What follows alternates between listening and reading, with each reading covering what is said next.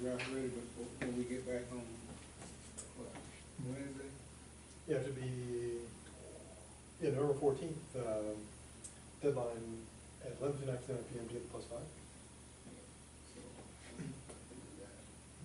Okay, in terms of, you already done my correction, I just got to go and do it. let's do it. Deadlines remain unchanged, so exam 2, quizzes part 3, November 16th, so not today, but next week. Exam 3, 4, quizzes part 4, December 7th, the day this will be infamy. And for the paper, if you did a draft, put comments on it, and it's in the pickup envelope, or there. +5 deadline, if you want to get your base score +5, make sure to turn in the final version of your paper to Blackboard by 11:59 p.m. And then I'll grade those as quickly as possible. That way you can start making decisions about exam 5. So the final paper we're just doing online, not bringing it in class? Right, yep, that way it gives you until, you don't come to campus, you have until the end of the day to get that into the Blackboard. Emergency deadline in case things go wrong, November 21st, we get full credit, we don't get the +5. And then the desperation deadline is December 8th, the day after the day which will live in infamy, for the half credit. Best, okay, not so great, and then 0, of course, no worse. Okay, before pressing on with our new stuff, anything about the stuff that has been, or the stuff that shall be, that needs more stuff?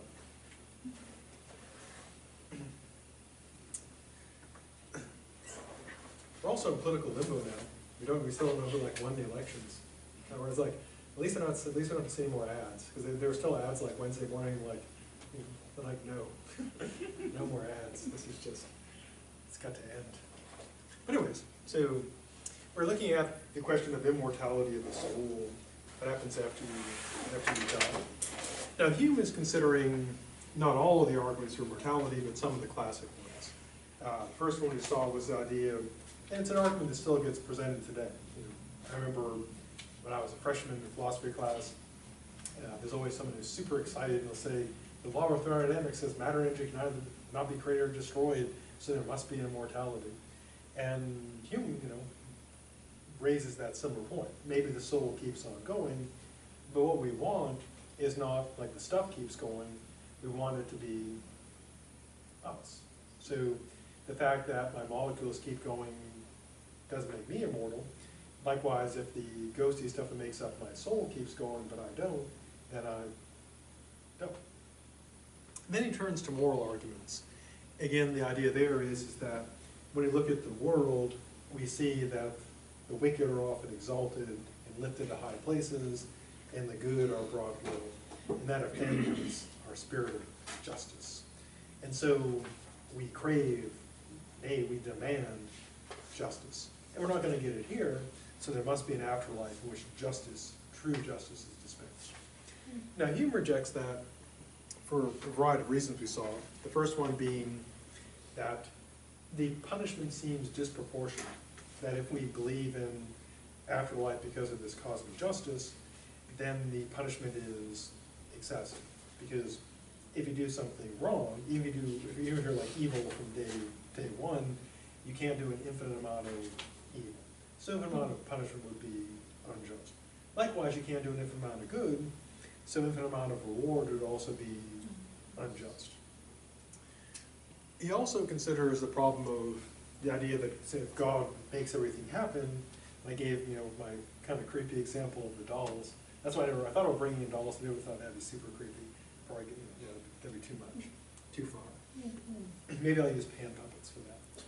Anyways, sock puppets, perhaps. Do the voices too. Also too far. Good to know these things.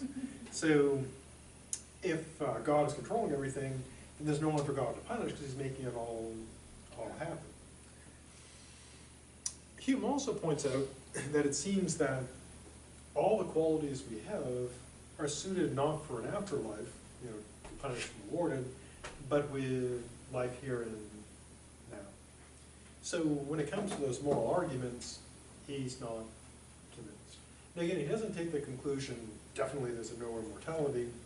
What he concludes is, we don't have reason to believe this argument works.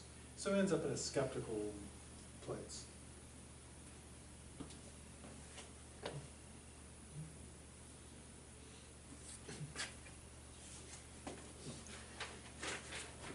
Now he then raises kind of an ad hominem attack, which, the thing about ad hominems, if you've ever taken critical thinking or logic, you've probably heard of the ad hominem. Anyone know the way of the ad hominem? Yeah. Yeah, it's attacking the person instead of, The issue. The actual subject. yeah. Yeah, and of course, is that good logic? No, that's bad, bad logic. So he gives kind of an ad hominem attack. Now, in some cases, there can be ad hominems that are kind of not bad, because they can raise kind of an important question. So here's what Hume does. Hume points out that, well, basically there are two sort of arguments here. One was presented much later by a fellow named Clarence Darrow. He's the famous Scopes monkey trial guy. And Hume also presents, an argument is here as well. Now here's kind of the first argument. Now, I'll do a sort of an analogy here. Imagine you're out in a park, say, the swampy part of Florida. That's what you should say, Florida. And you come across someone like living in a shack, and behind the shack is like a big wall with a door. And the person's sitting there gnawing on some swamp turnips. I assume that's a thing. Well, I guess turnips that grow in the swamp, so there we go, that's the thing. And they're all kind of like, got leeches on them, and mosquitoes attacking them, they look all sad and miserable. And you kind of look at them, they don't seem like they're too, Texas Chainsaw Massacre, so you say, hey, what you doing in the swamp? And what's that big door and wall behind you? And the person says, yeah, I'm just living in the swamp, eating swamp turnips and leeches. And what's behind that wall? Well, a most magnificent mansion. You see, behind that wall is a perfect mansion with 20 bathrooms and fully stocked kitchen. It's got everything, Wi-Fi, giant TVs, theaters, everything you could ever want. Right behind that door. And you say to them, so when you look at it, it's like, the wall is really big. And then you kind of like go up to the side, and you're like, yeah, this wall is really big. You kind of like, climb up in a tree, and you do see that maybe there is a big mansion behind it, because it's a really big wall. And you ask the person the obvious question, why are you in the swamp eating swamp turnips? And the person says, well, I gotta wait before I go through that door. What are you waiting for? Exactly. What are you waiting for? Now, so what's this analogy or metaphor for? Well, this life is supposed to be pretty bad. And then, of course, you've got heaven, which is super, super good, better than any mansion. And so an obvious question is, if someone believes in an afterlife, what are they waiting for? Why don't they just die? Get to the good place. Everybody want to do, but nobody wants to die to get. That's right. Exactly right. Everyone wants to get there, but no one wants to pay that fare. Yeah. So one reply is, of course, that most religions have a doctrine against suicide. Coincidentally enough, because a cynical person would say, of course they do, because they don't. If they tell people there's this afterlife that's super sweet, and people believe it, they kill themselves, and so they would lose all their followers and all their sweet, tithing and stuff. But then you could argue maybe it does work that way. If you kill yourself, you lose heaven. But then, of course, if you can't kill yourself to get there, there's no rule against doing heroic, dangerous stuff. So you could go and people who really believed in it would all do really dangerous jobs. They'd all be firefighters and police, and actually the most dangerous job is big fishing. Go work on a fishing boat. That'll probably kill you. Yeah, and so people would have no fear of death. And if you thought that death would result in this great, wonderful thing, you'd be utterly fearless. I mean, pain may be a problem, but pain would be short-lived. You have no fear of death. Now, that's an ad hominem argument because it says to people who claim to believe, they don't act like their belief is true, so their belief is false. Now, on one hand, of course, as we saw, ad hominem arguments are fallacies. If you, for example, if I'm smoking, and I say, you shouldn't smoke because it's terrible for you, and you could say, look at that hypocrite, smoking them cigarettes and cigars, telling us it's terrible. But of course I'm telling the truth. Because the mere fact that my behavior doesn't match my actions doesn't prove my claim is false. It just shows that I'm a hypocrite. Maybe either I don't believe it, or I just don't act on my beliefs. So the mere fact that... you're just addicted and can't get out. Exactly. So even if people claim to believe in heaven, and you ask them, well, what are you still doing here? The fact they don't act consistently with their belief doesn't prove their claim is false. There still could be an afterlife in heaven, they just don't act like they believe it. Now, on the other hand, of course, in a way the ad hominem is effective, because if your point is to say to someone, do you really believe this? And they act, if I say smoking is really bad for you, or if I say exercise is really good, they never exercise, a fair point would be that they don't really believe that. Because if they truly believed it, in a meaningful sense, they would be doing it. So it is a reasonable criticism not of the claim. It doesn't prove or disprove the claim, but it's a reasonable criticism of the person. To say, it's like if you use a moral example, if someone talks all this like, caring about others and so forth, and you find out it's all just a scam and a front, well, you wouldn't say that it's false that you should care about people, you would say that person really doesn't care, so wrong with that. Now the second ad hominem argument, the one Hume gives, is basically this. This doesn't focus on the people who are the believers, it focuses on the people who are the preachers.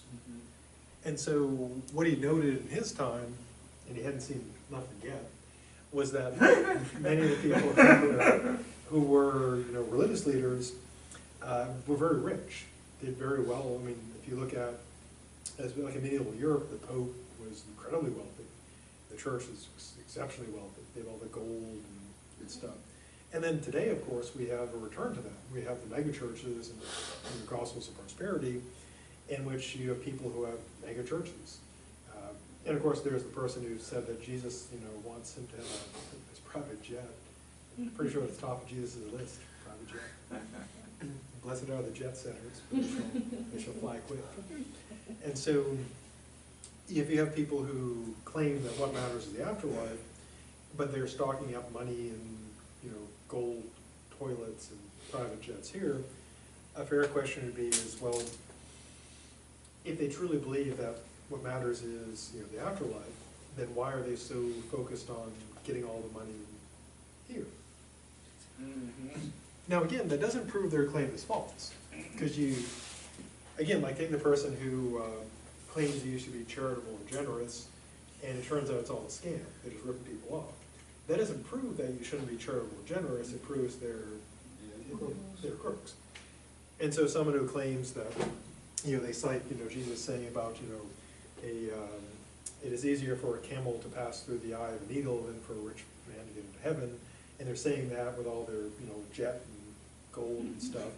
They can still be totally right. It's just they're not practicing it. And so Hume does raise a reasonable criticism. If someone claims to believe that the other world is what matters and they act like they don't, that doesn't prove they're wrong, but it does raise doubts about their sincerity.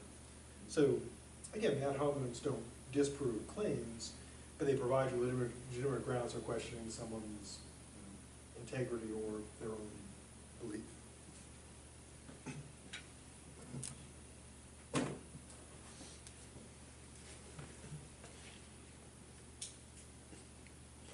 Now, Hume then brings up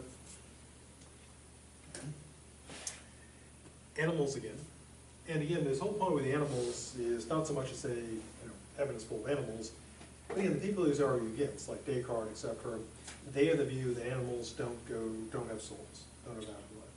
And so what he tries to do in each case, again, he goes sort of off. If I was doing his draft, I would say, move this to another section. It doesn't belong here, but because he's way famous, you're not famous. The problem here is that if we think animals don't have souls, because we would have to, by the same reasoning, either infer that they do, whatever reason we have to believe that we do extends to animals, and if we believe they don't, we should infer that we don't. Again, nothing to do with the justice argument. He just brings up the animal point again. And again, it's most, on one hand, again, it's kind of an ad hominem again. He says, someone says to him, animals don't go to heaven, and Hume's reply is, why do you think humans do? And he basically is saying, whatever we give as reasons why humans do, it would apply to animals as well. So if we go to heaven, they do, or if they don't, we do. I like that one. Yeah. Then he brings in woman. Okay. Now, here's his reasoning here. It's similar, nothing to do with the justice thing, but he's off topic, but it is a point relevant to immortality. Now, one thing that Hume noted was that the church, when he was around the 1700s, still true of many churches today, in many traditional churches, what is the status of women relative to men? Yeah, much lower. It's kind of a standard deal in most religions. Now, Hume raises, again, the people he's arguing against, they're saying, there's immortality of the soul, but women are inferior to men. And Hume's point here is this: if there's immortality, then men and women should be perfectly equal, because they're only going to be here for a little while, and they're going to spend infinity in the afterlife. So any disparity that would exist would be gone in immortality, and there shouldn't be any here, because the soul is intended to go on to infinity. So men and women should be equal. So his point is not to say men and women are not equal. His point is, again, to get a shot at people who say there's afterlife, souls, but women are inferior to men. And his point is, well, for all immortal creatures, we should all be equal. Okay. And so, yeah, you can either have your sexism or your afterlife. You can't have both. And of course, he thinks they'll choose sexism, because yeah, they probably. Now again, this doesn't prove there's not an afterlife. It just is a criticism of people who say women are inferior to men, but both are immortal beings that go on to infinity. Oh, we already saw the No Object of God's Punishment. That was my disturbing Ken Barbie G.I. Joe morality play, which I think is being made into a movie by Michael Bay, Transformers 7. Because why not? We also looked at the proportional argument, the idea being, again, that Hume makes the point that damnation is, forever. And so a person would have to merit infinite punishment, a person would have to be infinitely bad for an infinite amount of time. And that's kind of beyond our capacity. I mean, if you take the worst person in history, Michael Bay. So, we would take someone like Hitler or Stalin. They're pretty close in terms of. Yeah. Stalin actually probably was ahead in terms of sheer murdering, sheer number of murdering. And so if we take them, even as bad as they are, would they deserve infinite punishment? I mean, on one hand, people might say, yes, Hitler is so bad, punish him infinitely. But you have to say, well, he didn't do infinite evil. But I mean, the evil he has done still has like implications today. Right. So, kind of infinite. Well, a lot. I mean, you could, if you held him accountable for every murder, and then the Nazi is still Naziing today, but eventually, of course, that won't extend to, because a person's responsibility can extend beyond their death, but at a certain point, it's sort of, you know, it would be too tenuous. Like if there were space Nazis 1,000 years from now, we still couldn't hang all that on, Yeah. on Hitler. Or you could, they fall in his chain. True. Sand is still hanging on Adam. Yeah, true, you could say, you could trace back. And so, but yeah, I guess if for infinity, if Hitler's influence reached to infinity, then he could be punished infinitely. So maybe hell would work like that, like a person, like Hitler goes to hell, he gets to get out of hell when all the evil has been paid for. You know, so as long as there are space Nazis, he would still be in hell. But if you take sort of like, you know, people who aren't like full-on Hitler, would they deserve infinite damnation? I suppose someone commits one murder. No. Yeah, because I mean, yeah, it was terrible, but it wasn't infinitely Exactly. terrible. Mm-hmm. And so, one of the classic problems of hell is, you know, there's only two settings. You know, infinite reward, infinite. It'd be like going to court, and the only option is death. The only penalty for everything. You have to choose You know, that's choose true. your roles carefully.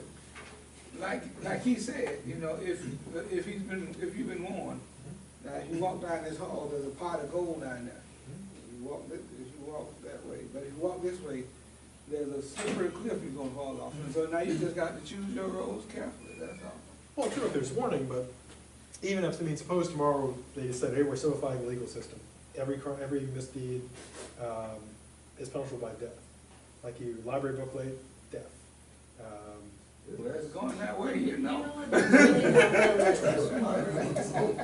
Not the library. Yeah, well, punishment for everything.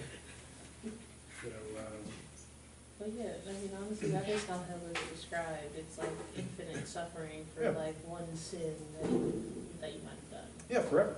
And even if the punishment itself is not infinitely bad, it's got infinite duration. Like in Dante's Inferno, you know, again, which is fiction, but there's no like getting out. It's forever. Yes, I mean, hell is definitely forever. Yeah, and so it would seem kind of unfair that you just get a short while to figure things out, and if you do finite good or finite bad, you get a finite infinite reward or punishment.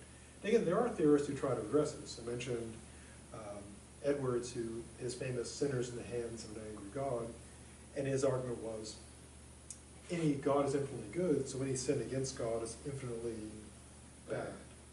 And so the idea is that the better the victim, so to speak, the worse the crime, which could be a way of doing it. He was also had the view that no one actually deserved heaven, everyone deserves hell. And the people who go to heaven are just lucky. But don't like most religions have a way to like make up for the sin that happened? So wouldn't that kind of cancel it out? Some do, like some do allow for, you know, good works, and I mean, it's a classic debate. You know, do good works offset bad deeds?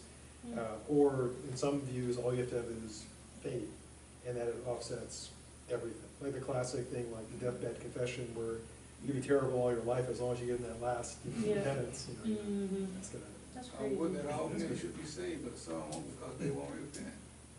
So if you know that. All I know is if Hitler is in heaven, that's a problem. So. He killed himself though, so I don't feel like.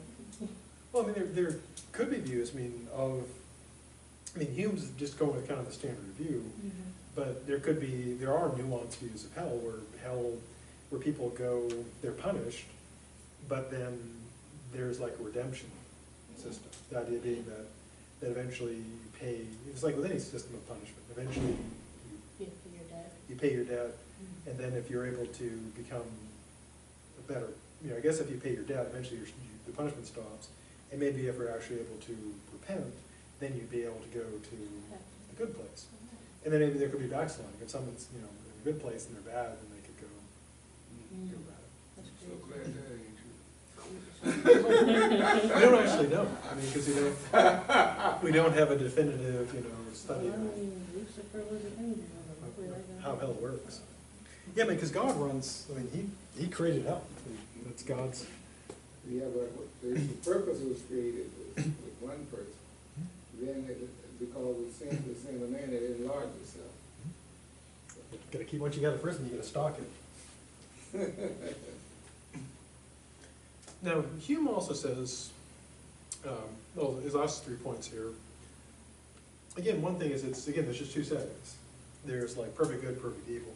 But as Hume notes, how many people are perfectly good? No. How many people are perfectly evil? Wow. No. Even terrible I people. was just joking. I mean, even really terrible people will have something. Yeah, some good and I some mean, as people bad. point out, Hitler liked dogs. He was nice to dogs. See? So, See how evil he was? yeah. He Super didn't evil. think nothing that looked like him deserved to be treated good. But everything on 4 feet, he didn't see that's just evil. He was kind to dogs.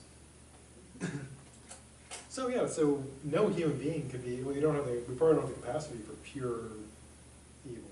I mean, part of it would be, you can look at it as the metaphysics. You know, if you take a view like Plato's or Aristotle's, we're imperfect beings. So that means on one hand, on the bad side, we're not perfectly good, but on the plus side, we can't be perfect evil.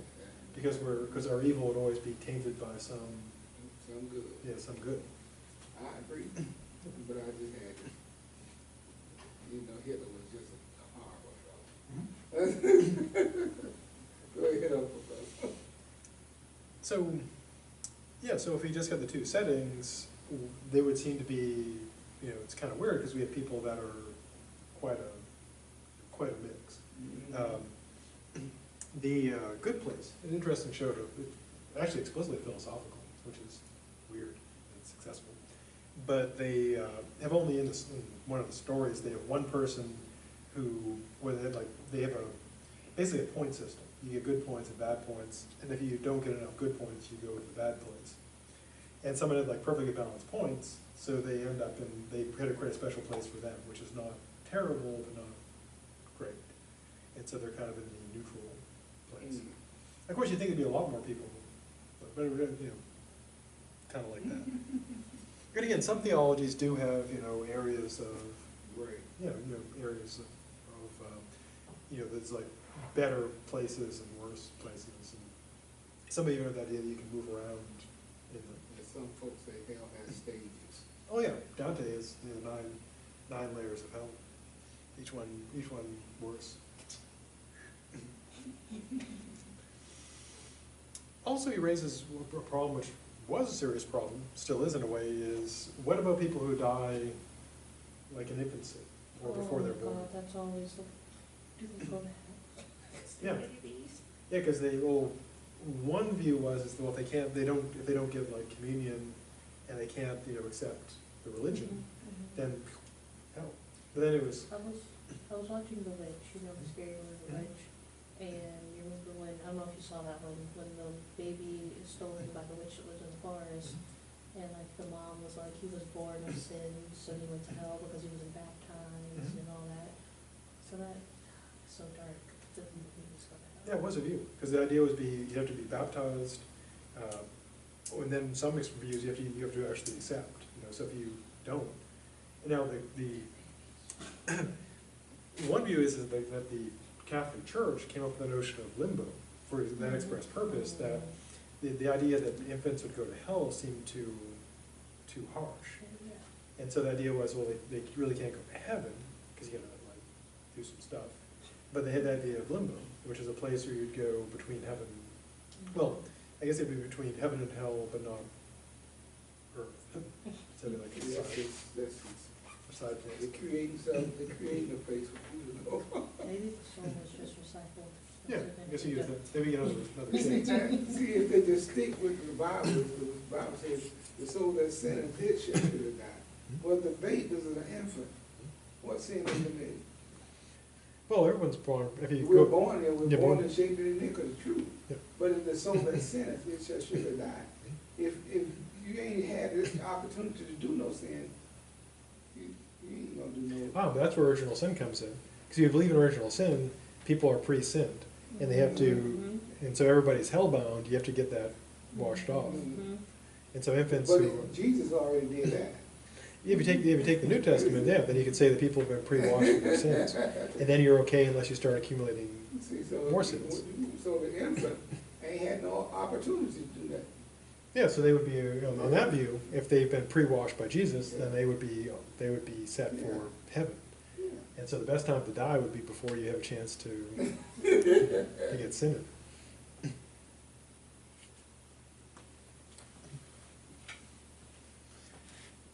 Now, so Hume's arguments, the moral arguments, end up not being, I mean, he thinks that he shows that, again, not that it's definitely not an afterlife, but his conclusion is we don't have reason to believe that the argument is not strong enough. So he doesn't say definitely no afterlife. What he says is, we don't have a reason to accept this. Then he turns to his last set of arguments, the physical arguments. Now, these are basically ones in which he tries to argue. He says there's the metaphysical ones, and he says those don't work. The moral ones, those don't work.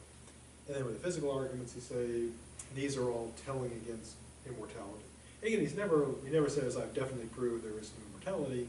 He essentially takes a skeptical view. Basically, when it comes to immortality, you probably don't got that. First argument he uses is the sleep argument. And here's how it works. He says that, and it's kind of an argument by analogy, in which he says, well, when you're asleep, your soul, if you got one, is kind of like confused. And of course there are times when people, because dreams are all, and there are times, of course, when people sleep when you don't have any dreams. And there are actually some people I know who claim they don't remember any of their dreams. They don't remember, but they haven't. Yeah, supposedly, but how do you know? Well, you don't know what's going on in their head. Yeah, maybe, and everyone's probably experienced that, where you like fall asleep and just wake up and no recollection. Mm-hmm. And so in a way you're kind of gone. And Hume says, well, if during sleep you get all this sort of, confusion of the soul, so to speak, then you expect that in the case of death, there would be like a total wipeout, supposedly. And so what he's basically saying is, if you think sleep messes you up, death would totally wipe you out. Or so he claims. Then he tries kind of a similar argument, the proportion argument.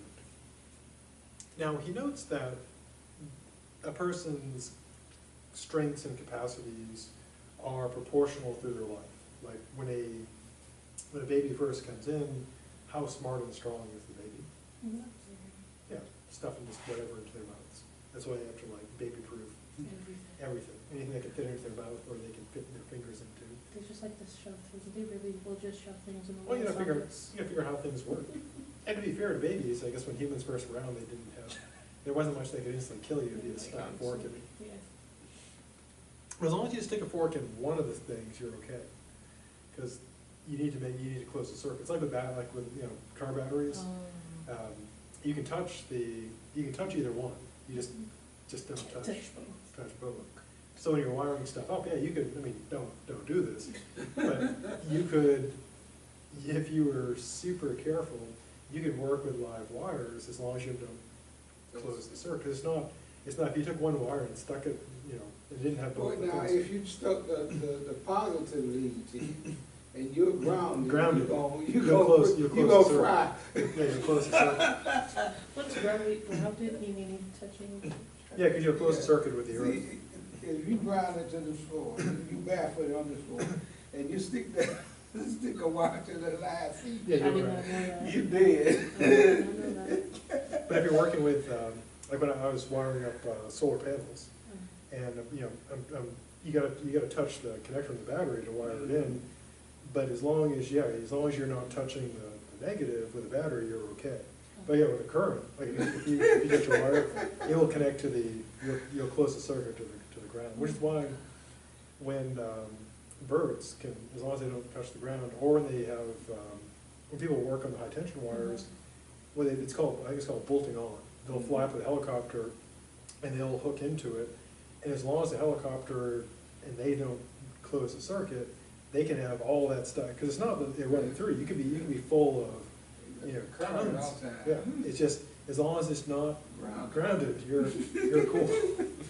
Yeah, so you could be the people working those lines, they're fine as long as they're on the line and not touching the tower, or the helicopter doesn't like, bump into a tree or something and touch you. Maybe you're fine. Until you get If around. it touch something, you're a cooked goose. You are the goose. That's terrible. It is terrible. Electricity is a hell of a thing. I used to work in electric for wiring, and I was putting the socket in, and I thought the man had turned off the current, and that thing touched the side of it. I was like, that's creepy. That's why whenever I do electrical work, I only do it when no one else is in my house. For real, because you don't know. No. If you're not looking at the circuit breaker, you don't know what they're doing. You're like, oh, the power's off. That happens. So safety pro tip, never work electrical work around anybody else. So, kids, they're small and weak. And then when people are like in their prime, their full strength and ability. And then of course, once you hit, 26, then it's all downhill from there. Now, Hume's reasoning is this. If you have kind of that peak and fall off, what his thought is kind of like you have the same thing on both sides of the fall off. Like before birth, you're nothing, and then death will just wipe out everything. So if all that time of aging just sort of weakens you, wipes out your physical and mental capabilities, then death would totally take that away. Yeah, in a way, that's probably, in some ways, kind of the most convincing argument, because we see people have dementia, and, if you had like an incorporeal ghosty soul, you think that thing would be like immune to all that stuff. That no matter how messed up your body was, your mind would still be going okay. Now you could imagine that, and one explanation would be is that it's kind of like you could be like a pilot or like driving a vehicle, and it could be all busted up and you could be fine, but it's driving real bad.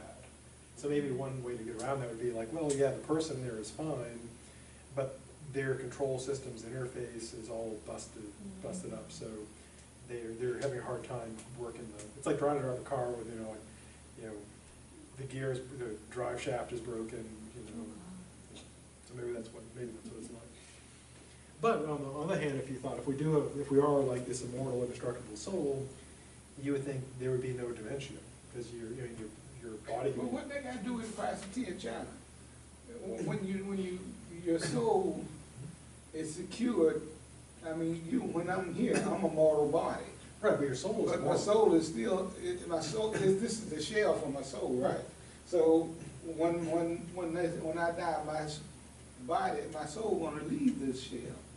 So I don't see what this dementia is in the of the mind, my mental capacities of it. But the soul is different from the mind.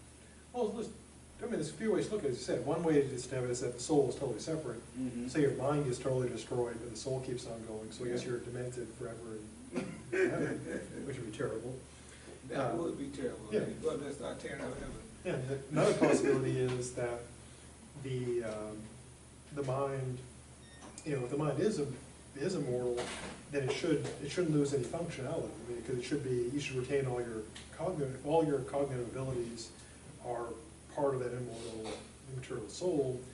Then all the physical stuff shouldn't matter. You should retain all. You physically you couldn't like run as fast or lift as much, but your cognition should remain unimpaired, because if your mind is that ghosty thing, not your brain, then what happens to the brain shouldn't matter.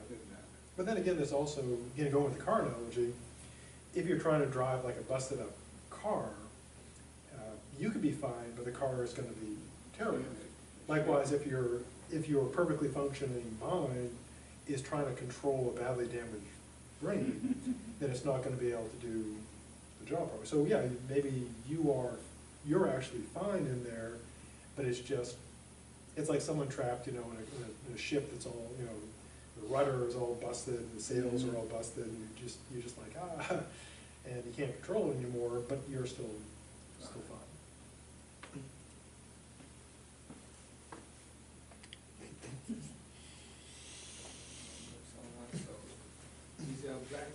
it's super dark already.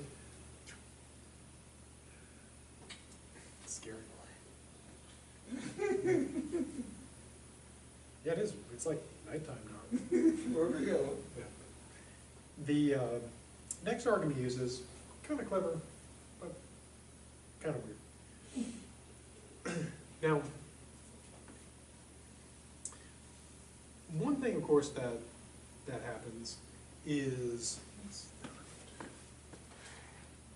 yeah, basically what he's arguing here is kind of like environmental change. And he uses, again, another analogy. Now, suppose you have a fish in a bowl, and you take, in water. You take the fish out of the water and you throw it on the ground. What happens to the fish? You gonna start choking. Then it Die. suffocates and dies. Yeah, because it is terrible. Because it's out of the environment. Although, years ago when I worked at Old Town Trading Post, they would sell all kinds of hunting and fishing stuff. But they had a thing in the back with live bait. And the way you do ice fishing is you ever been ice fishing? No, I've never been. It's I terrible. can imagine it's fun unless you put your foot in the water. Yeah, you go to a lake that's frozen enough so you don't fall through it. And it's always a job of somebody with a pickup truck to find out if it's frozen. So you see that one dumb guy driving on the ice, you're like, okay, you didn't go through, it's cool. Because if you hold a pickup truck, it can hold you. Well, what if it goes through? Then you know it's not safe to go on the ice. And they go, I've heard that analogy somewhere before. and so what you do is you drill a hole through the ice and you put a trap in, and you, like some people think you push the pole, you can, but you have a trap with a flag on it, and then you put up some live bait on a hook and drop it down the hole, and you just sit there drinking, waiting for the flags to go up, and then you go and reel them in. But there was one fish, like we had to put up these tanks in this trading post, and the person who owned it, he was putting one of the barriers, and he crushed one of the fish underneath it, and then took it out and just threw it on the ground. Next day we came back, and the thing was still alive. It was like mega fish. So he scooped it up and just threw it in there. It became like the mascot. As far as I know, that fish could still be alive today. So it was the fish You that trying to tell me your fish stayed alive all day? it did. It stayed alive 24. It stayed alive to the next day. Just alive. Come on now. For real. For real. I have no reason why. I'm not trying to sell you. Yeah, I'm not trying to sell you a fish or anything here. That's a super fish. It was a super fish. It would not die. It might have been just the cold and the preserved it, or it was just such a fish that just such a, it's like super fish. It's like a Kryptonian fish. It would not die. Anyway, so I never heard anything like that. no, I didn't either. And so, yeah, normally you take a fish out of water and it dies. Now, Hume's argument here, argument by analogy, is kind of like the fish in the water dies when it goes to a new environment. And by analogy, if the soul, which lives in the body, goes out of the body, it'll be like a fish out of water and it will just perish. So his argument by analogy is that just as a fish out of water perishes, or a creature outside its environment, like if you take like a moose and stick it in the very end of this trench, the moose is dead. It's also going to be squished really small because of the pressure. It's a little teeny moose, kind of cute, but also terrifying. And so that's his reason. Now, is that a good analogy? Is the soul in the body like a fish is in water? Not necessarily. No, because on one hand, we don't think of the soul like living in the body in like require like having to like breathe the blood or something. Yeah, so the analogy does kind of fall. So we don't think the body provides like life support for the soul. But then again, maybe, because that seems, one disanalogy seemed to be that the soul would be like a physical entity. It'd almost be like that we were a double organism. You know, that we had Right. like there's something living inside of us that was us, and we just happen to occupy a body. Well, actually, that's what it is like. Well, yeah, I mean, yeah, I guess it would. I guess if you pulled out the brain and threw the brain on the ground, then it would definitely die. But the question would be is, would the soul, would it be, would it be like that? And again, like with any argument by analogy, the question would be, are there enough similarities? Are they relevant? Are there dissimilarities? And, a major one would be, well, again, the soul is not like an organism that lives inside your body. If you go and cut someone open and take out like here's the soul. Yeah. The soul is your essence, in other words. Yeah, kind of like in, if you ever saw the old show Stargate, Mhm, the yeah. the Goa'uld that should like take over people. Yeah, I guess that case, you know, it'd be kind of like that, but hopefully we're not like that. I thought Stargate was a pretty good show. It was a good show. I really liked it. Watched it a lot. I especially like the fact, you know, MacGyver was because originally that role was played by Kurt Russell. He had the movie, the original Stargate movie, and he had the Kurt Russell role. Now he brings up, and we'll close with this, he brings up animals again. Again, he really likes to harp on that. And his point again is that the people he's arguing against, they again claim that animals are, you know, they're mortal. And his reasoning is once again that if they're mortal, we are too, and if we're mortal, we are too. And he's counting the fact that people he's arguing against would never accept the immortality of animals. Okay, so that brings us to the end of the stuff for today. Next time we'll finish up David Hume. So have a good weekend, and